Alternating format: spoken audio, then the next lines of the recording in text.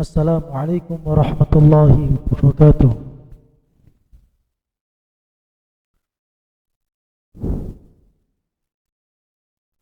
Innal hamdalillah nahmaduhu wa nasta'inuhu wa nastaghfiruh wa na'udzu billahi min shururi anfusina wa min sayyiati a'malina. May yahdihillah fala mudilla lahu wa may yudlil fala hadiya lahu. Asyhadu an la ilaha illallah wahdahu la syarika lah wa asyhadu anna Muhammadan abduhu wa rasuluh. Yaqulu Allah tabaraka wa ta'ala, ya ayyuhalladzina amanu taqullaha haqqa tuqatih wa la tamutunna illa wa antum muslimun. فإن أصدق الحديث كتاب الله وخير الهدي هدي محمد صلى الله عليه وسلم وشر الأمور محدثاتها وكل محدثة في الدين بدعة وكل بدعة ضلالة وكل ضلالة في النار عياذا بالله من النار. إخواني وأخواتي رحمني الله وإياكم. Alhamdulillah, senantiasa kita ucapkan puja puji syukur kita kepada Allah Subhanahu wa taala atas limpahan nikmat dan karunia yang Allah berikan kepada kita. Malam hari ini Allah kembali pertemukan kita di tempat yang paling Allah cintai di muka bumi, yaitu di rumah-rumah Allah. Nabi kita yang mulia sallallahu alaihi wasallam menyabdakan dalam hadisnya, ahabbul biqa'il ardi ilallahi masajiduha. Tempat yang paling Allah cintai di muka bumi adalah masjid-masjidnya. Salawat beriringkan salam semoga senantiasa tercurahkan untuk Nabi tercinta, Nabi kita yang mulia, Nabi besar Muhammad sallallahu alaihi wasallam. Jemaah sekalian, kita akan lanjutkan kajian dan bahasan kita bersama kitab Ad-Da' wad-Dawa karya Al-Imam Ibnu Qayyim Al-Jauziyah rahimahullah ta'ala. Pembahasan kita masuk ke dalam pembahasan tidak mengagungkan Allah dengan sebenar-benarnya, atau isa'atul dzan billahi min a'zamidz dzunub. Bersuuzon kepada Allah, buruk sangka kepada Allah Azza wa Jal adalah dosa terbesar. Baik jemaah, kita akan lanjutkan kajian kita dari pertemuan kita yang lalu. Silakan. Dari tidak mengagungkan Allah dengan sebenar-benarnya, orang yang mengatakan Allah boleh baginya menyiksa siapa yang ia kehendaki dari wali-walinya.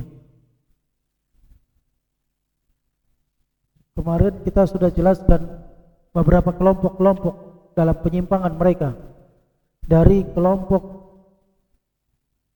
Asy'ariyah, Hululiyah, Sufiyah, Rafidhah, Syiah, dan kita akan jelaskan sekarang kelompok yang selanjutnya. Silakan. Bismillahirrahmanirrahim. Halaman 307. Tidaklah mengagungkan Allah dengan pengagungan yang semestinya orang yang mengatakan bahwa dia menghukum hambanya atas apa yang tidak dilakukannya. Hamba tersebut tidak mempunyai sedikit pun kekuatan dan kemampuan atas apa yang dilakukannya, bahkan perbuatan hamba itu adalah perbuatan Allah. Maka dari itu Allah menghukum hamba atas perbuatannya yang dipaksakan kepada hamba tersebut, yang kadar pemaksaannya terhadap hamba tadi untuk melakukan suatu perbuatan lebih besar dibandingkan pemaksaan makhluk kepada makhluk lainnya. Padahal menurut akal dan fitrah yang sehat, jika seorang tuan memaksa budaknya mengerjakan suatu perbuatan lalu menghukum budak tersebut disebabkan perbuatan tadi, tentu hal ini merupakan suatu keburukan. Atas dasar itu, bagaimana mungkin Allah Subhanahu wa ta'ala, zat yang maha adil, maha bijaksana dan maha penyayang, memaksa hamba untuk melakukan suatu perbuatan sementara hamba tadi tidak mempunyai kekuatan, kemampuan dan kehendak sedikit pun atas perbuatannya, bahkan perbuatan tersebut pada hakikatnya bukanlah perbuatannya, kemudian Allah menghukum hamba tersebut dengan hukuman yang abadi. Maha tinggi Allah dari hal-hal tersebut dengan ketinggian yang seagung-agungnya. Baik jemaah sekalian, ini kelompok apa namanya? Kelompok apa namanya? Kelompok Jabariyah. Kelompok Jabariyah menganggap manusia itu seperti kapas. Manusia seperti kapas. Apabila dihembus, kemana dia terbang? Kemana kapas itu terbang? Ikut arah angin. Kapas itu bisa maksa nggak memindah posisi? Tidak bisa. Nah, mereka menganggap manusia seperti kapas. Manusia seperti halnya daun yang jatuh dari sebatang pohon. Kemana arah angin terbang, di situ dia akan jatuh. Tidak punya kehendak, tidak punya pilihan. Ini menurut manusia tersebut, Jabariyah. Dan baginya, katanya Allah Subhanahu wa taala menyiksa hambanya karena perbuatan Allah atas hamba tersebut. Ini tentu kezaliman. Tidak akan mungkin Allah Azza wa Jalla berbuat zalim kepada hambanya. Kalau sekiranya ada hamba sahaya, budak, tinggal di rumah tuannya, kemudian tuannya memberikan perintah, memberikan larangan, kemudian tuannya dengan perintah tersebut dia laksanakan, kemudian disiksa. Dilarang, dia tinggalkan, kemudian disiksa. Kira-kira tuan itu adil atau zalim? Zalim. Bagaimana dengan Allah Azza wa Jalla? Yang demikian tidak akan mungkin terjadi pada zat Allah Subhanahu wa taala. Ini kelompok Jabariyah. Mereka dianggap tidak mengagungkan Allah sebagaimana mestinya karena mereka mengira bahwasanya manusia tak punya pilihan, manusia tak punya kehendak, sehingga manusia ini buat dosa ya karena kehendak Allah, manusia ini buat maksiat ya karena maunya Allah. Begitu dia buat dosa, begitu dia maksiat karena kehendak Allah, kemudian Allah siksa. Ini tuduhan keji kepada Allah Azza wa Jalla. Bagaimana yang demikian dikatakan orang tersebut mengagungkan Allah sebagaimana mestinya. Berarti dia tidak mengagungkan Allah sebagaimana mestinya. Tafadhol. Maha tinggi Allah dari hal-hal tersebut dengan ketinggian yang seagung-agungnya. Perkataan mereka lebih keji daripada perkataan orang yang menyerupai Majusi atau kaum Qadariyah. Kedua kelompok itu tidak mengagungkan Allah dengan pengagungan yang semestinya. Tidaklah kenapa perkataan mereka dianggap lebih keji daripada perkataan orang-orang Majusi? Ya, kenapa jemaah?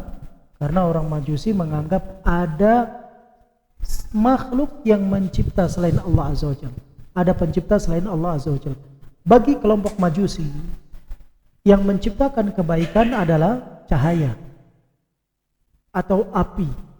Yang menciptakan keburukan adalah makhluknya, Allah Azza wa Jalla, manusia. Kan gitu ya? Jadi ini di sini mohon maaf, bagi Majusi menciptakan kebaikan adalah api, menciptakan keburukan adalah kegelapan. Ini menurut Majusi. Demikian. Nah, yang demikian ini sama dengan perbuatan orang yang mengatakan Allah Subhanahu wa taala yang ciptakan baik-baik, yang buruk-buruk itu yang ciptakan makhluk. Ya, makanya ini kelompok Qadariyah dikatakan saudari kembarnya Majusi. Silakan. Tidaklah mengagungkan Allah dengan pengagungan yang semestinya orang yang tidak menjaga Allah dari kotoran dan najis serta dari tempat-tempat yang dia sendiri benci untuk menyebutnya. Bahkan dia menjadikan Allah berada di segala tempat serta mengingkari bahwa dia bersemayam di atas arsy-Nya. Ilaihi yas'adul kalimut thayyib wal amalus salih. Kepadanya lah akan naik perkataan-perkataan yang baik dan amal kebajikan. Surah Fatir ayat 10. Ya, ini kelompok yang mengatakan Allah ada di mana-mana. Sehingga mereka pun tidak bisa lepas darinya tempat-tempat kotor. Sehingga mengatakan ketika Allah ada di mana-mana tidak dibatasi termasuk di tempat-tempat kotor. Sedangkan manusia tak pantas disebutkan di sana, bagaimana dengan Allah Azza wa Jalla? Baik, selanjutnya. Para malaikat dan Jibril naik kepadanya serta turun dari sisinya sesuai dengan firman Allah, yudabbirul amra minas samai ilal ardi thumma ya'ruju ilaih. Dia mengatur segala urusan dari langit ke bumi, kemudian urusan itu naik kepadanya. Surah Sajdah ayat 5. Ini menunjukkan Allah berada di ketinggian. Allah berada di ketinggian. Ketika kita sholat dalam keadaan sujud, kita katakan Subhana Rabbiyal A'la. Maha suci Allah, zat yang maha tinggi. Dan semua amalan kebaikan diangkat ke langit oleh para malaikat. Ucapan-ucapan yang baik diangkat ke langit oleh para malaikat. Allah katakan di dalam 7 tempat dalam Al-Quran, Thumma stawa 'alal arsy. Kemudian dia beristiwa di atas ketinggiannya arsy Allah Subhanahu wa taala. Silakan. Orang tersebut mengingkari persemayamannya di atas singgasana kerajaannya, lalu menjadikannya berada di segala tempat yang mungkin manusia dan hewan saja benci berada di tempat itu. Ini kelompok mereka disebut dengan kelompok, bisa jadi kelompok yang mengatakan dirinya Allah Subhanahu wa taala bisa menyatu pada dirinya, atau Allah berada di mana-mana. Ya, bagian daripada sempalan-sempalan sufiyah. Tafadhol. Tidaklah mengagungkan Allah dengan pengagungan yang semestinya orang yang mengingkari hakikat cintanya, rahmatnya, belas kasihnya, ridhonya, kemarahannya, dan kebenciannya. Begitu juga dengan orang yang menafikan hakikat hikmahnya yang merupakan tujuan yang terpuji dari perbuatannya. Demikian pula dengan orang yang menafikan hakikat perbuatannya. Orang ini menyatakan bahwa perbuatan yang Allah lakukan tidak dengan kehendaknya, bahkan mengatakan bahwa perbuatan-perbuatannya terlepas dari kehendaknya, hingga dia menafikan kedatangannya, persemayamannya di atas arsy-Nya, perbincangannya dengan Nabi Musa di sebelah kanan Bukit Tursina, kedatangannya pada hari kiamat untuk memutuskan sengketa para hambanya, dan sebagainya dari perbuatan-perbuatan serta sifat-sifat kesempurnaannya yang mereka nafikan. Sementara itu mereka menyangka bahwa dengan penafian tersebut mereka telah mengagungkannya dengan pengagungan yang semestinya. Kalau yang tadi, kelompok yang tadi menafikan keberadaan zat Allah beristiwa di atas arsy-Nya, di atas ketinggian. Kalau kelompok ini kelompok yang menafikan sifat Allah Azza wa Jalla, Allah maha melihat, Allah maha mendengar, menafikan sifat kedatangan Allah, turunnya Allah dari langit dan lain sebagainya. Ini kelompok, diantaranya kelompok Mu'tazilah, diantaranya juga kelompok Asy'ariyah, diantaranya juga kelompok Mu'attilah. Semua termasuk kelompok ta'til yang menafikan sifat-sifat Allah Azza wa Jalla. Mereka tidak dianggap mengagungkan Allah sebagaimana meskinya. Niatnya bagus agar Allah tak sama dengan makhluknya. Padahal ketika dia menafikan keberadaan tangan Allah, menafikan keberadaan pandangan Allah, pendengaran Allah Azza wa Jalla, yang demikian itu lebih parah. Karena bukan hanya manusia yang memiliki, bukan hanya manusia yang punya pandangan, punya tangan. Namun jamaah sekalian, ada di sana makhluk yang enggak punya wajah. Ada di sana makhluk yang tidak punya tangan. Kalau dia nafikan, maka lebih hina. Lebih hina. Ya, manusia Allah Subhanahu wa taala agungkan dan Allah muliakan. Walaqad karramna bani Adam, dan kami telah jadikan Bani Adam dalam keadaan mulia. Walaqad khalaqnal insan fi ahsani taqwim. Kami sungguh telah menciptakan manusia dalam sebaik-baik ciptaannya. Ya. Kita katakan Allah Subhanahu wa taala memiliki sifat-sifat yang disebutkan oleh Allah dan Rasulnya bukan untuk menyamakan Allah dengan makhluknya, tetapi kita menetapkan sebagaimana apa yang Allah tetapkan tanpa menyamakan Allah dengan makhluknya, karena Allah yang berkata laisa kamitslihi syai'un wa huwas samiul basir. Tidak ada sesuatu apapun yang serupa dengannya dan dia maha mendengar lagi maha melihat. Lam yakul lahu kufuwan ahad. Tidak ada sesuatu yang setara dengan Allah Azza wa Jalla. Wa hal ta'lamu lahu samia. Apakah kalian pernah mengetahui ada yang menandingi kebesaran Allah Azza wa Jalla? Tidak ada. Maka daripada itu kita menetapkan sebagaimana apa yang Allah tetapkan. Menafikan sebagaimana apa yang Allah nafikan. Menetapkan tanpa menyamakan Allah dengan makhluknya. Menafikan tanpa menghilangkan sifat Allah yang Allah tetapkan pada dirinya. Ini jamaah sekalian. Sedangkan kelompok-kelompok Mu'attilah, kelompok Mu'tazilah, termasuk di antara Asy'ariyah, mereka menolak akan ketinggian Allah Azza wa Jal pada zatnya yang beristiwa di atas arsy-Nya. Tafadhal. Tidaklah mengagungkan Allah dengan pengagungan yang semestinya orang yang menyatakan Allah mempunyai anak dan istri, atau bahwa Allah menyatu dengan makhluknya, atau menyatakan semua yang tampak di alam semesta ini adalah perwujudan Allah. Ya, orang yang mengatakan Allah memiliki pasangan, memiliki anak, memiliki suami atau istri, mereka tidak mengagungkan Allah sebagaimana mestinya. Karena Allah yang mengatakan lam yalid wa lam yulad. Allah tidak melahirkan dan tidak dilahirkan. Sehingga ketika ada orang yang mengatakan Allah memiliki keturunan, Allah memiliki pasangan, maka yang demikian dia tidak mengagungkan Allah Subhanahu wa ta'ala.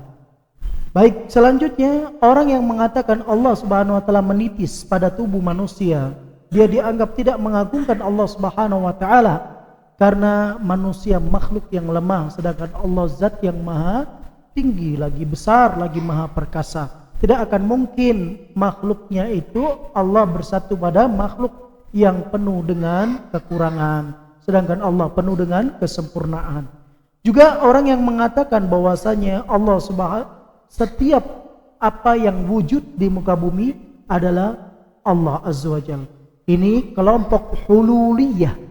Dan mereka ini termasuk orang yang tidak mengagungkan Allah sebagaimana mestinya. Tafadhal. Tidaklah mengagungkan Allah dengan pengagungan yang semestinya orang yang mengatakan bahwa Allah mengangkat derajat serta meninggikan kedudukan para musuh Rasulullah SAW serta musuh Ahlul Bait atau keluarga beliau, dan memberikan kerajaan, khilafah dan kemuliaan kepada mereka, menjatuhkan orang-orang yang loyal kepada Rasulnya dan Ahlul Bait beliau, sekaligus menimpakan kehinaan kepada mereka di mana saja mereka berada. Pernyataan tersebut mengandung puncak keburukan kepada Allah Maha Tinggi, Allah setinggi-tingginya dari apa yang dikatakan oleh kaum Rafidhah. Kaum Rafidhah, orang-orang yang mengatakan bahwasanya Allah Subhanahu wa taala meninggikan dan mengagungkan musuh-musuh Allah. Yang mereka maksud siapa? Musuh-musuh Allah dan Rasulnya? Abu Bakar, Umar. Allah mengagungkan Abu Bakar, Allah mengagungkan Umar. Kata kaum Rafidhah bahwasanya Allah mengagungkan sahabat-sahabat atau musuh-musuh nabinya. Musuh nabinya siapa? Abu Bakar, Umar dan lain sebagainya. Kemudian mengagungkan, merendahkan kekasih-kekasih Allah. Yang mereka maksud ahli bait. Ini adalah ucapan dusta kepada Allah Azza wa Jalla, dan ini bentuk tidak mengagungkan Allah sebagaimana mestinya. Bahkan mereka menuduh malaikat Jibril salah alamat dalam menurunkan wahyu. Bahkan mereka mengatakan malaikat Jibril berdusta dalam menyampaikan wahyu, tidak sempurna dalam penyampaiannya. Menyembunyikan sebagian Al-Quran, memberikan ke semua sebagian yang lainnya. Dan ini adalah bentuk tidak pengagungan kepada Allah dengan sebagaimana mestinya. Tafadhal. Perkataan keji tentang Allah tersebut berasal dari kaum Yahudi dan Nasrani. Sebenarnya ungkapan itu dikutip dari ucapan orang Yahudi dan orang Nasrani. Tafadhal. Mereka juga mengatakan bahwa Allah mengutus seorang raja yang zalim yang mengaku-ngaku sebagai nabi dan membuat berbagai kedustaan terhadapnya. Masa yang panjang pun berlalu sementara dia tetap mengadakan kedustaan atas nama Allah. Raja tersebut menyatakan bahwa Allah berfirman demikian, memerintahkan demikian, melarang demikian, sehingga dia berani mengubah syariat-syariat para nabi dan rasulnya. Bahkan orang ini menghalalkan darah, harta dan kehormatan pengikut mereka seraya berkata, Allah menghalalkan hal itu bagiku. Dia pun berkata bahwa Allah Subhanahu wa taala membantunya, menolongnya, meninggikannya, memuliakannya, mengabulkan doanya, menguatkan posisinya dalam menghadapi orang-orang yang melawannya dan memberi bukti atas kebenarannya. Tidaklah seorang pun menentangnya melainkan terkalahkan olehnya. Allah membenarkan perkataannya, perbuatannya dan ketetapannya serta menjadikan sejumlah dalil atas kebenarannya setahap demi setahap. Pernyataan di atas jelas-jelas mengandung pelecehan terhadap Allah. ilmunya, hikmahnya, rahmatnya, dan rububiyahnya. Maha tinggi Allah setinggi-tingginya dari perkataan orang-orang yang ingkar kepadanya. Ucapan tersebut datang dari orang Nasrani dan dari orang-orang Yahudi yang mereka menuduh bahwasanya Allah Azza wa Jalla mengutus raja yang zalim, yaitu Muhammad sallallahu alaihi wasallam. Ucapannya dibela, dibenarkan, didukung dan lain sebagainya. Mengatakan demikian padahal Nabi sallallahu alaihi wasallam adalah utusan yang sebenarnya, karena beliau menjadi penutup seluruh para nabi. Makanya Nabi Isa alaihissalam ketika beliau diangkat ke langit, nantinya dia akan diturunkan di muka bumi, nanti dia akan mengikut dengan ajaran Nabi sallallahu alaihi wasallam. Dan Nabi sallallahu alaihi wasallam mengatakan, tidak Yahudi, tidak Nasrani, tidak pula Majusi mendengar keberadaanku telah diutus kemudian tidak beriman kepadaku kecuali dia menjadi penghuni neraka. Oleh karenanya jamaah sekalian, orang-orang Yahudi dan orang-orang Nasrani di masa penantian kenabian, karena orang Yahudi ini mendapatkan nabi yang sangat banyak dari orang-orang Bani Israel, mereka mendapatkan nabi yang sangat banyak. Orang Nasrani menunggu penantian nabi, mendapatkan Nabi Isa alaihissalam. Namun Nabi Isa dianggap berkhianat sehingga Nabi Isa mau dibunuh oleh mereka sebagai penebus dosa atas dosa-dosa orang-orang Bani Israel ketika itu. Dan ingat, nabi-nabi yang diutus kepada orang-orang Bani Israel bukan hanya satu, bukan dua, bukan tiga, namun ratusan nabi, dan semua kalau tidak dibunuh maka mereka terusir oleh orang-orang tersebut. Makanya Nabi Yahya itu, Nabi Zakaria itu kepalanya dipenggal oleh mereka. Oleh karena itu Allah Subhanahu wa taala mengutus Nabi sallallahu alaihi wasallam ketika masa penantian kenabian. Mereka berharap kalau sekiranya nabi itu datang dari kalangan Yahudi, maka Yahudi akan membelahnya, memerangi Nasrani. Kalau sekiranya nabi datang dari kalangan Nasrani, maka Nasrani akan membelahnya, memerangi Yahudi. Yahudi mengklaim surga miliknya, Nasrani mengklaim surga miliknya. Kemudian Allah Azza wa Jal tekankan dan Allah Azza wa Jal tantang mereka, qul hatu burhanakum in kuntum shadiqin. Katakan, mana datangkan bukti kalian jika memang kalian di atas kebenaran. Jika kalian memang adalah kekasih-kekasih Allah, Allah tidak akan menyiksa dan tidak akan mengadab kalian. Sehingga umat ini, umat Nabi SAW, umat terakhir, nanti mereka akan menjadi saksi bagi seluruh umat. Dan umat ini saksinya siapa?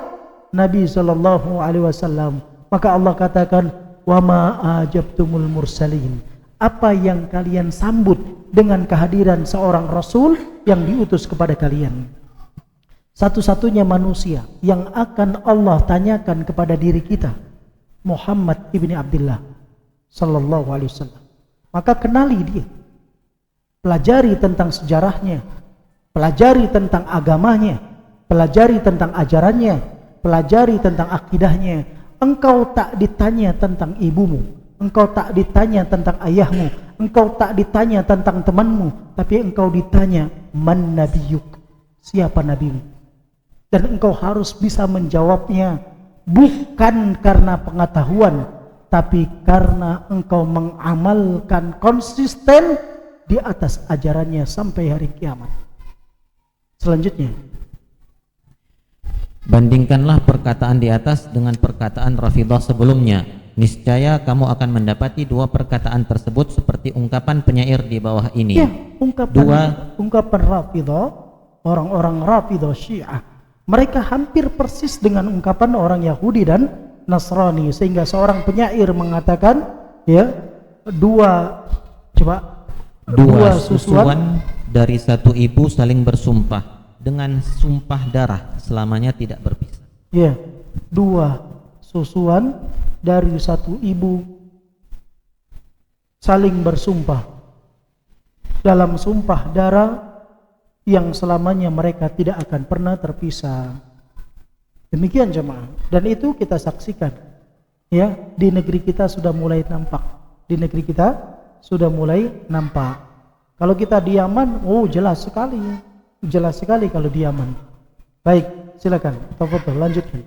Tidaklah mengagungkan Allah dengan pengagungan yang semestinya orang yang mengatakan bahwa boleh saja bagi Allah mengazab para walinya dan orang-orang yang tidak pernah bermaksiat kepadanya, lalu memasukkan mereka ke dalam neraka jahanam, serta memberikan nikmat kepada para musuhnya dan orang-orang yang tidak pernah beriman kepadanya, kemudian memasukkan mereka ke dalam surga. Ini kezaliman coba. Tidak mungkin Allah Subhanahu wa taala mengazab yang taat, memberikan nikmat yang maksiat, tidak akan mungkin. Namun Allah Azza wa Jalla akan memberikan azab kepada yang maksiat, memberikan nikmat kepada yang taat.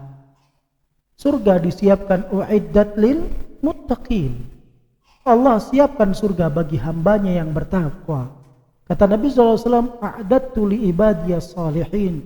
Allah Subhanahu wa taala berfirman, aku siapkan untuk hamba-hambaku yang saleh. Saleh tidak dikatakan saleh kecuali dengan dua hal. Ikhlas di dalam beribadah, mentaati Allah sesuai tuntunan Rasul sallallahu alaihi wasallam. A'dadtu li ibadiyas salihin ma la ainun ra'at wala udhunun sami'at wala khatara ala qalbi basharin. Aku siapkan untuk hamba-hambaku yang soleh sesuatu yang tidak pernah dipandang oleh mata, tidak terbetik oleh pikiran, dan tidak didengar oleh telinga.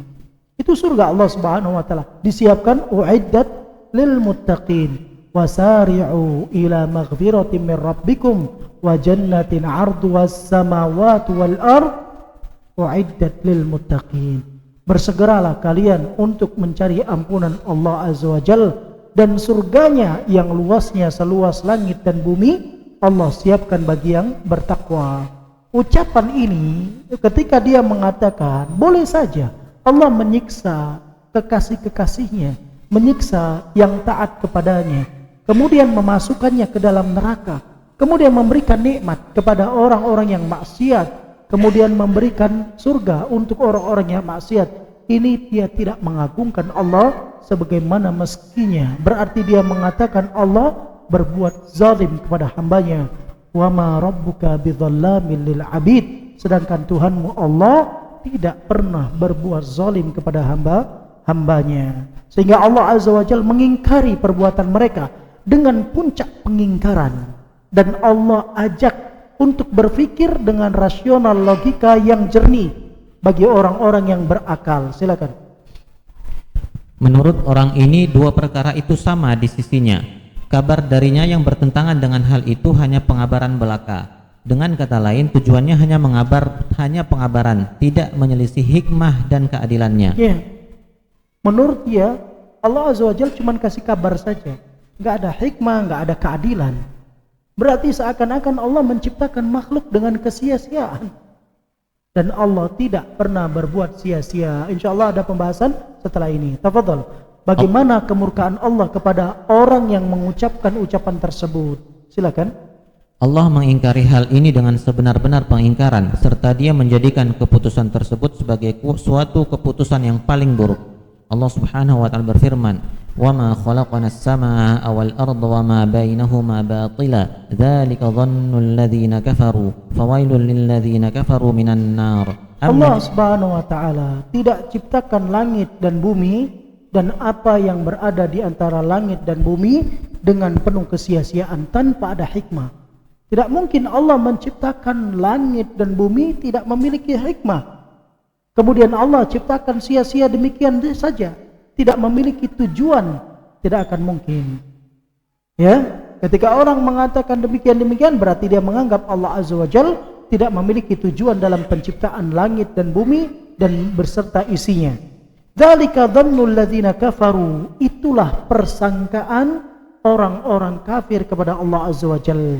Maka Allah katakan fawailul lil ladzina kafaru minan nar, sungguh celaka bagi orang-orang kafir, dia akan dimasukkan ke dalam neraka. Allah Azza wa Jalla tegaskan, am naj'alul ladzina amanu wa 'amilus solihati kal mufsidina fil ardi am naj'alul muttaqina kal fujjar. Kata Allah Azza wa Jalla, apakah kami menjadikan orang-orang yang beriman dan beramal soleh seperti sama dengan orang yang berbuat kerusakan di muka bumi? Am naj'alul muttaqina kal fujjar, atau kami jadikan orang yang bertakwa dengan orang yang fajir, pelaku maksiat sama? Tidak akan sama. Kita hidup di dunia jemaah, orang yang taat, orang yang berbudi pekerti, orang yang memiliki akhlak yang mulia akan dimuliakan. Orang yang maksiat, orang yang tidak memiliki akhlak yang mulia, orang yang berjat, orang yang mencuri, mabok, merampok dan lain sebagainya, dia akan mendapatkan hukuman. Bagaimana bisa orang yang taat diberikan hukuman, orang yang maksiat tidak diberikan hukuman? Atau dijadikan sama? Tidak akan mungkin. Kalau sekiranya semua dijadikan sama, tidak akan ada polisi, tidak akan ada TNI, tidak akan ada penjara. Betul? Kenapa ada penjara? Membedakan ini pelaku kejahatan, ini pelaku kebaikan. Bisa dipahami? Ya, itu manusia dalam kehidupannya di dunia. Bagaimana Allah Azza wa Jalla dalam menciptakan langit dan bumi, kemudian tidak memiliki tujuan untuk membedakan yang ini yang taat, yang ini yang maksiat, tidak akan mungkin. Barakallahu fiikum. Tafadhal, lanjutan. Am hasibal ladzina jtarahu as-sayyi'ati an naj'alahum kal ladzina amanu wa 'amilus solihati sawa'an mahyahum wa mamatuhum sa'a ma yahkumun. Ya.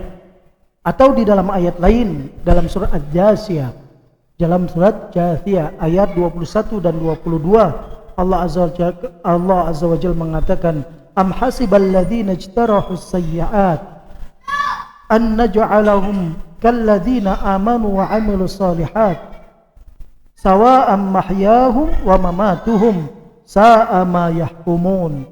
Kata beliau, Allah berfirman, apakah orang-orang yang berbuat kejahatan mereka menyangka bahwasanya kami akan menjadikan orang yang melakukan ketaatan, beramal soleh sama dalam kehidupan dan kematian mereka?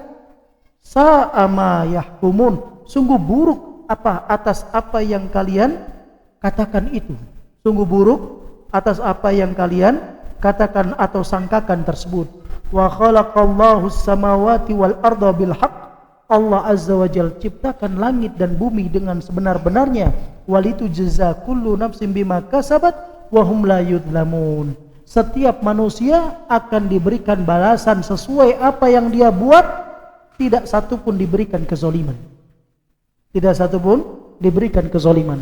Jemaah sekalian, tidak akan mungkin orang yang taat dengan maksiat disamakan. Tidak akan mungkin. Jangan jauh-jauh kita punya anak dari hasil karya kita itu, ya, usaha kita.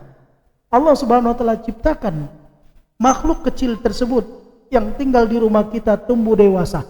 Dua anak kembar, yang satu taat, yang satu selalu membangkang.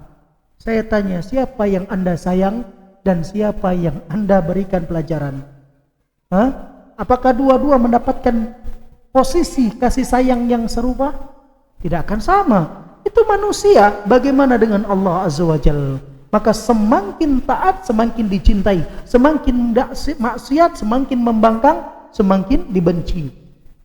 Dan ini di dalam ayat ini jemaah sekalian, ada seorang salaf dahulu ketika dia sholat, dia membaca satu ayat ini, satu ayat ini sampai pagi, merenungkan dan mentadaburi firman Allah ini, menangis terisak-isak dalam sholat malamnya. Am hasibal ladzina ijtarahu as-sayyi'at an naj'alahum kal ladzina amanu wa 'amilus solihat sawa'an mahyahum wa mamatuhum sa'a ma yahkumun. Apakah kalian menyangka Allah Azza wa Jalla akan menjadikan sama antara orang yang berbuat dosa dengan orang yang berbuat taat dalam kehidupan dunia dan akhiratnya setelah kematiannya? Sungguh buruk apa yang kalian sangkakan kepada Allah Azza wa Jalla. Renungkan ayat ini. Semakin engkau taat, semakin engkau menangis karena bahagia. Semakin engkau maksiat, semakin engkau menangis karena kesedihan akan dosa dan maksiat yang kita buat. Dengan ayat tersebut, karena lanjutan ayat itu Allah katakan Allah yang menciptakan langit dan bumi dengan sebenar-benarnya. Lantas Allah Azza wa Jalla akan memberikan balasan kepada setiap jiwa sesuai dengan apa yang dia perbuat tanpa dizolimin satupun, tanpa ada kezoliman. Kemudian Allah Azza wa Jalla juga mengatakan di dalam surah Qalam ayat 35 dan 36, Anaja'alul muslimina kal mujrimin. Apakah kami akan menjadikan orang-orang muslim, orang-orang yang berserah diri kepada Allah seperti orang-orang mujrim, orang-orang yang melakukan pembangkangan, penolakan, melakukan dosa dan durhaka?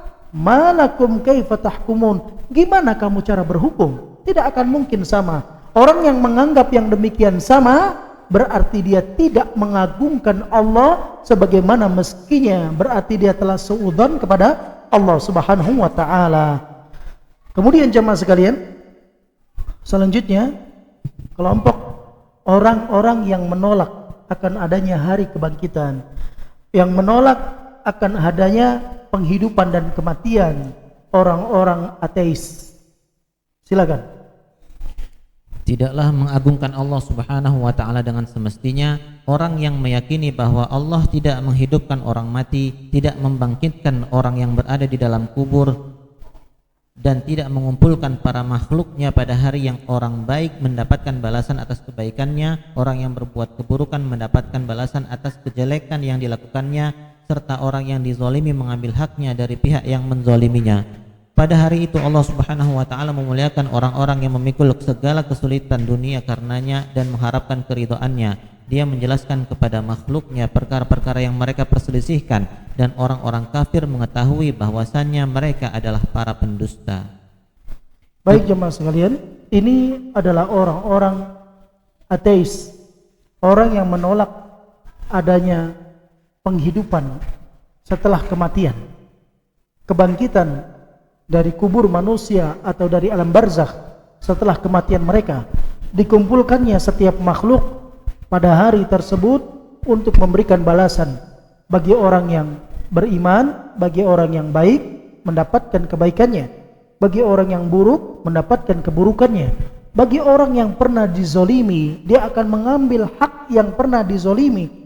Maka orang-orang tersebut ketika dia menolak akan yang demikian berarti dia tidak mengagungkan Allah sebagaimana mestinya. Dan orang ini ya, apakah dia dahriyun, orang yang menganggap manusia itu mati dengan dimakannya waktu, habis usia mati dia, kemudian tidak ada kebangkitan, tidak ada pembalasan, tidak ada tanggung jawab. Ini menurut mereka, ma yuhlikuna illa dahr, tidak ada yang membinasakan kita kecuali masa. Datang masanya mati, tidak ada pertanggungjawaban. Itu berarti kesia-siaan bagi Allah Azza wa Jalla menciptakan makhluk. Di sana ada yang taat, di sana ada yang maksiat. Tidak mungkin tidak mendapatkan tanggung jawab atas apa yang dia perbuat di dunia. Makanya banyak sekali ucapan-ucapan para ulama, bahkan ayat-ayat dan hadis-hadis Rasul sallallahu alaihi wasallam yang menceritakan tentang hari kebangkitan, pertanggungjawaban di hari kiamat atas apa yang dia pernah lakukan di dunia. Imam Ali bin Abi Thalib radhiyallahu anhu beliau mengatakan, ad-dunya darul amal wal akhirah darul jaza. Dunia ini tempat kita beramal, akhirat itu tempat kita mendapatkan balasan apa yang pernah kita amalkan di dunia. Yauma tajidu kullu nafsin ma 'amilat min khairin muhdara wa ma 'amilat min su'in muhdara wa ma 'amilat min su' yawaddu wa ma 'amilat min su'. Di hari ketika setiap manusia dia akan menemukan apa yang dia buat dari kebaikan dipaparkan di hadapannya, apa yang dia buat dari keburukan akan dipaparkan kepadanya. Faman ya'mal mithqala dzarratin khairan yarah wa may ya'mal mithqala dzarratin syarran yarah. Sekecil apapun amalan yang pernah dilakukan oleh manusia di muka bumi akan ada pertanggungjawabannya. Para ulama mengatakan kita hidup di bumi ini jemaah bagaikan orang yang masuk ke dalam sebuah perbelanjaan, masuk ke tempat layanan perbelanjaan, masuk ke tempat mall. Kita masuk ke dalam, lakukan apa yang kamu mau, buat apa yang kamu mau di sana. Tapi ingat, ambil apa yang kamu suka di sana. Tapi ingat, ketika engkau keluar darinya, ada pintu yang engkau harus pertanggungjawabkan. Kita masuk ke mall, ambil ini, ambil itu, ambil itu, ambil itu. Kita keluar gratis? Tidak. Ada pintu yang kita harus bayar. Demikian di akhirat. Dunia ini kita seperti di mall jemaah. Buat apa yang kamu suka, buat apa yang kamu mau. Tidak ada yang dipaksa. Berbuat kekufuran silahkan. Man syaa falyu'min wa man syaa falyakfur. Yang mau beriman silahkan, tidak dipaksa. Yang mau kafir silahkan, enggak ada paksaan. Bahkan Allah tegaskan dalam Al-Quran, la ikraha fid din, enggak ada paksaan dalam beragama. Kamu mau kafir silahkan, kamu mau beriman silahkan, kamu taat silahkan, kamu maksiat silahkan. Gak ada paksaan, semua pilihan pada dirinya. Tapi ingat, ada pertanggungjawaban pada hari kebangkitan nanti. Oleh karenanya kita wajib mengimani yang demikian. Orang yang mengatakan tidak ada hari kebangkitan, tidak ada dihidupkan setelah kematian, dan lain sebagainya jamaah sekalian, berarti dia tidak mengagungkan Allah sebagaimana mestinya. Baik, azan dulu, kita akan lanjutkan selepas azan sekitar 15 atau 20 menit. Barakallahu fikum. Tidaklah mengagungkannya dengan semestinya orang yang menyepelekan perintah Allah sehingga dia mendurhakainya, menyepelekan larangannya hingga dia melanggarnya, menyepelekan haknya hingga menyia-nyiakannya, menyepelekan zikir kepadanya hingga mengabaikannya, serta hatinya lalai dari semua itu. Orang ini lebih mengutamakan hawa nafsunya dibandingkan mencari ridhonya. Menaati makhluk menurutnya lebih penting daripada menaatinya. Sisa dari hati, perkataan dan perbuatannya ditujukan untuk Allah, sedangkan selainnya lebih diutamakan karena lebih penting menurutnya. Ia menyepelekan pandangan Allah kepadanya, padahal dia berada dalam genggamannya dan ubun-ubunnya berada di tangannya. Di sisi lain, dia mengagungkan pandangan makhluk terhadapnya dengan hati dan anggota tubuhnya. Orang ini malu terhadap manusia tetapi tidak malu terhadap Allah. Ia takut kepada manusia tetapi tidak takut kepada Allah. Hamba ini bermuamalah dengan manusia dengan sebaik-baik yang bisa dilakukannya, sedangkan ia bermuamalah dengan Allah dengan seburuk-buruk apa yang dimilikinya. Jika orang tersebut membantu orang yang dicintainya dari kalangan manusia, maka dia berusaha dengan sungguh-sungguh memberi nasihat, mengkonsentrasikan hati dan anggota tubuhnya secara penuh, serta mendahulukannya daripada mayoritas kepentingannya. Namun jika dia berusaha memenuhi hak Rabb-nya, apabila takdir membantunya dalam hal ini, maka makhluk semisalnya saja tidak akan ridho dengan usahanya tersebut. Sebab orang ini mengeluarkan harta atau sedekah dengan jumlah yang dia sendiri malu jika kadar harta tersebut diketahui oleh makhluk semisalnya. Apakah orang semacam ini telah mengagungkan Allah dengan pengagungan yang semestinya? Baik jemaah sekalian, ucapan Syekh di sini itu menyinggung kebanyakan di antara kita. Ucapan Syekh di sini menyinggung kebanyakan kita. Kebanyakan kita itu suka menyepelekan perintah Allah Subhanahu wa taala. Datang perintah, kita mengabaikannya. Larangan yang Allah larang, kita menerjangnya. Hak-hak Allah, kita suka mengabaikannya. Kita suka lalai mengingat Allah Subhanahu wa taala karena kita menyepelekannya. Hati kita kosong dengan mengingat Allah Subhanahu wa taala. Bahkan manusia itu kadang-kadang dia lebih mendahulukan apa yang menjadi keinginannya dibandingkan mencari keridhaan Allah Subhanahu wa taala. Ketaatan kepada manusia lebih dia utamakan dibandingkan ketaatan kepada Allah Subhanahu wa taala. Coba kita perhatikan kalau kita kerja di sebuah instansi. Atasan perintahkan kepada kita, tolong ketikkan saya surat. Demikian. Beranikah kita mengetik surat tersebut satu hurufnya salah? Berani tidak? Tidak.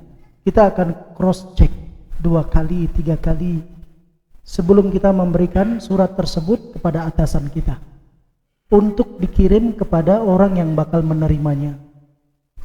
Sudut kanan, sudut kiri, jarak spasi, garis miring, cetak tebal, titik, koma, tanda seru, tanda tanya. Itu semua kita berusaha rapi.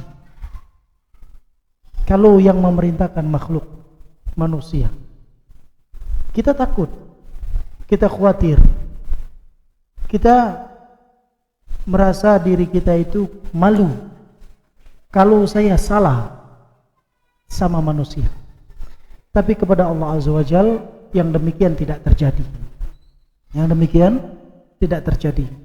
Sebetulnya ungkapan yang beliau sampaikan ini bukan hanya mengingatkan orang yang memiliki perilaku ini, tapi menyindir kita, para penuntut ilmu yang sering kita mengaji, mempelajari firman Allah, hadis-hadis Rasulullah SAW. Beliau mengatakan demikian pula tidak dikatakan mengagungkan Allah dengan sebenar-benar pengagungan orang yang menyepelekan perintah Allah Subhanahu wa taala. Lantas dia pun mendurhakainya. Orang yang melanggar perintah larangan Allah Subhanahu wa taala karena menyepelekannya, hak Allah Azza wa Jalla dia sia-siakan. Dia tidak mengingat Allah Subhanahu wa taala, bahkan mengabaikannya, lalai dari hatinya mengingat Allah Azza wa Jalla. Orang itu lebih mengutamakan hawa nafsunya, kehendak dirinya dibandingkan keridhaan Allah Subhanahu wa taala. Ketaatan lebih dia utamakan dibandingkan ketaatannya kepada Allah Subhanahu wa taala. Bahkan Allah dikasih sisa, sempalan hatinya, sempalan pandangannya, sempalan perbuatannya, sisa-sisa saja. Kebanyakan kita melakukan ketaatan itu sempalan-sempalan sisa usia kita. Mana kekuatan dulu yang kita miliki habis buat dosa dan maksiat. Mulai sadar saat kita sudah mulai tua. Saat kita sudah mulai tua. Kemaksiatan itu merajalela di masa muda. Makanya orang-orang yang muda, yang masih muda, dikasih keutamaan oleh Allah Azza wa Jalla apabila mereka tetap di atas ketaatannya. Sab'atun yudhilluhumullah fi dhillihi yauma la dhilla illa dhilluh. 7 golongan manusia yang akan mendapatkan naungan Allah di hari tidak ada naungan kecuali naungannya. Di antaranya syabun nasha'a fi ibadatillah, seorang pemuda yang dia habiskan usianya untuk berada di atas ketaatan kepada Allah. Kebanyakan kita sisa-sisa waktu yang kita berikan kepada Allah Azza wa Jalla, sisa-sisa waktu yang kita berikan kepada Allah, sempalan. Kemudian kita minta surga yang paling tinggi, surga yang paling luas kepada Allah Subhanahu wa taala, minta kenikmatan yang paling banyak dan lain sebagainya. Maka yang demikian jemaah sekalian, terkadang orang itu dia tidak malu kepada Allah, tapi dia malu kepada manusia. Kalau ada manusia, dia enggak mau bermaksiat, dia tahan dirinya dari perbuatan dosa dan maksiat. Itu di hadapan manusia, tapi di hadapan Allah dia tak malu. Sehingga terkadang manusia itu di hadapan kawan-kawannya dia menjadi orang yang soleh. Dia di kesendiriannya dia menjadi orang yang paling durhaka di hadapan Allah Azza wa Jalla. Ya, menjadikan pandangan manusia lebih besar dibandingkan pandangan Allah kepadanya. Padahal Allah Sami', Maha mendengar, Allah Basir, Allah Maha melihat. Kalau dia bermuamalah dengan manusia, dia jaga rapi muamalahnya, bagus. Kalau mau bertemu dengan manusia, dia pilih baju yang paling bagus, baju yang paling indah yang dia miliki. Dia enggak mau kalau ada bercak-bercak yang melipat pada pakaiannya. Dia enggak mau kalau ada kotoran-kotoran yang melekat pada pakaiannya. Itu kalau kita berhadapan dengan sang gubernur, sang menteri, sang pejabat tinggi, manusia-manusia. Yang kita tak tahu bisa jadi manusia-manusia tersebut adalah musuh-musuh Allah Azza wa Jalla. Namun tatkala kita berhadapan dengan Allah Azza wa Jalla, terkadang kita pakai pakaian yang sudah lesu. Bukan hanya pakaian zahir, namun juga pakaian batin. Hati yang tak semangat untuk beribadah kepadanya, tak tunduk. Kalau kita menghadap sang raja manusia, kita betul-betul tunduk, hati penuh dengan kepasrahan. Tapi kita menghadap sang maharaja dari setiap raja di langit dan di bumi, hati kita terasa malas, kita tidak semangat dan lain sebagainya. Ini peringatan dari Syekh kepada kita. Kadang-kadang manusia takut kepada manusia yang lain. Dia malu dengan manusia yang lain, tapi tak takut kepada Allah Azza wa Jalla. Tak takut dengan Allah Azza wa Jalla dan tak memiliki rasa malu kepada Allah Subhanahu wa taala. Bermuamalah dengan manusia menggunakan muamalah sebaik-baiknya, namun bermuamalah dengan Allah Azza wa Jalla dia menggunakan muamalah seburuk-buruknya. Dia durhaka, dia dusta dalam perjanjiannya kepada Allah Azza wa Jalla. Qul inna salati wa nusuki wa mahyaya wa mamati lillahi rabbil alamin. Katakan, ini perjanjian kita kepada Allah Azza wa Jalla. Salatku, ibadahku, dan hidup dan matiku semua untuk Allah Subhanahu wa taala. Namun kenyataan kita tak berikan semua itu kepada Allah Subhanahu wa taala. Kalau kita berikan harta kepada manusia, ternyata kadang-kadang orang memberikan yang semaksimal mungkin. Karena manusia itu memberikan pujian langsung. Ada pahala kontan yang dia dapatkan. Ada balasan cash yang dia rasakan.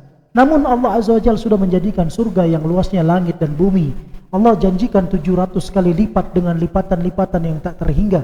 Namun ketika dia memberikan sedekah, memberikan harta di jalan Allah, kalaulah manusia melihatnya, manusia malu. Kalaulah manusia melihatnya, manusia malu. Kadang-kadang ada orang yang demikian. Apakah orang itu dianggap mengagungkan Allah sebagaimana mestinya? Sama manusia dia malu, sama Allah tak malu. Sama manusia dia takut, sama Allah tak takut. Kalau dia sama manusia segan, sama Allah tak segan. Sama manusia bermuamalah dengan baik, sama Allah tak bermuamalah dengan baik. Sama manusia jujur, sama Allah tak jujur. Sama manusia dia memberikan akhlak yang mulia, tapi kepada Allah Azza wa Jalla tak pernah berikan akhlak yang mulia. Apakah yang demikian dianggap mengagungkan Allah sebagaimana mestinya? Tidak, tidak. Oleh karena itu jemaah sekalian, ini bukan hanya sindiran kepada orang tersebut, namun sindiran juga kepada yang hadir di sini, terutama yang berbicara. Ini sindiran berat bagi kita jemaah. Sindiran keras dari Syekh rahimahullah taala untuk kita semua. Karena selama ini kita selalu berikan sempalan-sempalan waktu kita kepada Allah. Kita tidak pernah berikan waktu utama, tapi kita memberikan waktu sisa. Ya, maka dari sini kita mulai menyadari, kalau mau bersedekah, sedekahkan dengan harta yang paling terbaik. Kalau kita mau ibadah, siapkan diri kita untuk yang terbaik. Kalau memilih pakaian, pilihlah pakaian yang terbaik, karena kita sedang menghadap Allah Subhanahu wa taala. Yang terbaik tidak harus yang mahal. Yang terbaik tidak harus yang mahal. Makanya Allah katakan, "Qul," kata Allah Subhanahu wa taala, "lan tanalul birra hatta tunfiqu mimma tuhibbun." Kalian tidak akan mencapai tingkat kebaikan sampai kalian mau mengorbankan sesuatu yang paling kalian cintai di jalan Allah Subhanahu wa taala. Para sahabat, mereka mengorbankan bukan hanya hartanya, bukan hanya kebunnya, namun sebagian mereka mengorbankan jiwa mereka. Dan sebagian besar mereka mengorbankan jiwa mereka di jalan Allah Subhanahu wa taala. Maka tak jarang kita dengar ucapan para sahabat-sahabat Nabi sallallahu alaihi wasallam, "Bi abi anta wa ummi ya Rasulullah." Demi ibu dan bapakku untuk menjadi tebusan dirimu wahai Rasulullah. Kalau ibuku yang mati, bapakku yang mati, aku rela wahai Rasulullah. Yang penting kau selamat. Itu mereka jemaah. Lihat bagaimana Ali bin Abi Thalib radhiyallahu an, ketika Nabi sallallahu alaihi wasallam dijadikan sayembara untuk dibunuh. Siapa yang berani tidur di atas kasur Nabi sallallahu alaihi wasallam yang dipersiapkan bakal dipenggal kepalanya? Ali ibn Abi Thalib radhiyallahu an. Dia siap tidur di atas kasur Nabi sallallahu alaihi wasallam, berkorban untuk Rasul sallallahu alaihi wasallam, berjuang untuk Rasul sallallahu alaihi wasallam. Sekarang jamaah sekalian, apa yang kita perjuangkan untuk agama ini? Apa yang kita perjuangkan untuk agama ini? Imam Syafi'i rahimahullah ta'ala, beliau mempelajari agama ini, menyampaikan ilmu sampai keluar darah dari duburnya. Imam Bukhari belajar agama ini sampai dia jual semua hartanya, sampai baju yang melekat di tubuhnya pun dijual. Sebagian mereka ada yang berjalan ribuan kilometer sampai kakinya terkelupas. Sebagian mereka ada yang mati di tengah jalan dalam memperjuangkan agama Islam ini. Abu Hurairah untuk bisa meraih ilmu dari Rasulullah SAW, menahan lapar sampai dikatakan orang gila. Mereka ada yang keliling dunia. Imam Ahmad bin Hanbal disebutkan 2 kali keliling dunia untuk mencari ilmu pada masanya. Demikian mereka belajar jemaah. Imam Abu Hanifah rahimahullah ta'ala memperjuangkan semua perdagangannya untuk ilmu. Imam Bukhari memperjuangkan dengan warisannya untuk ilmu, untuk agama ini. Karena apa? Karena mereka tahu, man yuridillahu bihi khairan yufaqihu fiddin. Orang yang Allah inginkan kebaikan padanya, Allah pahamkan dia dengan agamanya. Kalau dia tak paham dengan agamanya, ingat, itu tanda Allah tak inginkan kebaikan pada kita. Jika kita ingin kebaikan-kebaikan itu, pahami agamamu. Tidak akan seorang mendapatkan ilmu kecuali dengan 6 hal. Imam Abu Abdullah Muhammad ibn Idris Asy-Syafi'i rahimahullah ta'ala mengatakan, ya akhi lan tanalal ilma illa bisittatin. Wahai saudaraku, engkau tak akan meraih ilmu kecuali dengan 6 perkara. Zaka'un wa hirsun wa ijtihadun wa bulghatun wa suhbatu ustadzin wa tuluz zaman. Saudaraku, kamu tidak akan mendapatkan ilmu kecuali dengan 6 perkara. Kecerdasan, kemauan, kesungguh-sungguhan, ada modal yang engkau pertaruhkan, ada guru yang engkau mengambil ilmu darinya, waktu yang panjang engkau harus belajar. Imam Ahmad bin Hanbal ditanya, wahai imam, kapan kita istirahat untuk belajar? Ketika itu imam keluar dari rumahnya dengan membawa tinta. Dia mengatakan, dari tinta ini sampai ke alam kubur. Sebagian yang lain ditanya, baik wahai imam, kapan kita istirahat? Kalau kakiku sudah menginjakkan di dalam surga, itu baru kita istirahat. Jamaah sekalian, selama kita masih di dunia, tidak ada yang berhenti dari cobaan dan ujian. Maka perjuangan dalam menuntut ilmu agama, perjuangan dalam mengorbankan untuk agama, menjadi pertanggungjawaban kita semua. Semua memiliki pertanggungjawaban masing-masing sesuai dengan kadar yang dimiliki masing-masing. Kalau kita nanti ditanya oleh Allah Subhanahu wa taala, apa yang kamu korbankan untuk agamamu? Apa yang mau kita jawab? Apa yang mau kita jawab? Kepada manusia kamu malu, kepada Allah kamu tak malu. Kepada manusia kamu takut, kepada Allah kamu tak takut. Kepada manusia kamu segan, kepada Allah kamu tak segan. Kepada manusia kamu taat kepadaku yang menciptakan kamu. Jantungmu aku yang menciptakan, tubuhmu aku yang menciptakan, kamu tak taat. Kepada manusia kamu takut bermaksiat, kepadaku engkau berdurhaka dan maksiat. Dari pandangan manusia engkau bersembunyi, dari pandanganku engkau tak pernah sembunyi. Apa yang harus kita ungkapkan di hadapan Allah Azza wa Jalla? Oleh karena itu jemaah, perjuangan belum berhenti, tetaplah berjuang. Anta alal jamaah wa in kunta wahdak. Engkau tetap berada di atas jamaah walaupun engkau sendiri. Ma kunta alal haq, selama engkau berada di atas kebenaran. Engkau berada dalam satu kumpulan jamaah walaupun engkau sendiri. Apabila engkau di atas kebenaran, orang yang sudah mulai di atas kebenaran, berusaha menjalankan kebenaran, akan datang cobaan dan ujian. Alif lam mim. Ahasiban nas an yutraku ay yaqulu amanna wa hum la yuftanun. Alif lam mim.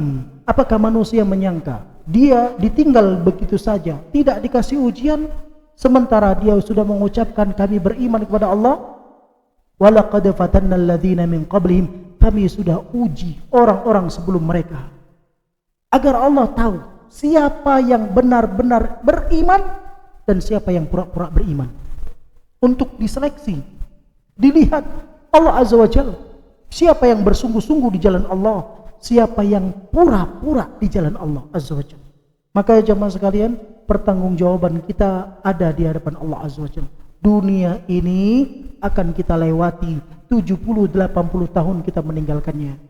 Untuk kehidupan yang tiada kematian di sana. La yamutu fiha wa la yahya. Enggak ada kematian dan tidak pula mereka hidup di sana. Kalau masuk neraka setengah hidup setengah mati, susah. Kalau masuk surga, khuludun wala maut. Mereka hidup tidak akan pernah mati selama-lamanya, penuh dengan kenikmatan dari Allah Subhanahu wa taala. Itu yang harusnya kita perjuangkan untuk meraih surga Allah Subhanahu wa taala. Selanjutnya, apakah telah mengagungkan Allah dengan pengagungan yang semestinya orang yang menyekutukan antara dia dan musuhnya dalam perkara yang murni merupakan haknya, yakni berupa pengagungan, pemuliaan, ketaatan, kerendahan diri, ketundukan, rasa takut dan harapan. Baik jemaah sekalian, pembahasan ini agak panjang karena ini menceritakan tentang kesyirikan. Orang-orang yang beribadah kepada selain Allah, hakikatnya dia bersedang menyembah syaitan. Siapapun yang dia sembah, mau jin, mau malaikat, mau orang-orang soleh, mau para nabi, para rasul, hakikatnya dia sedang menyembah syaitan.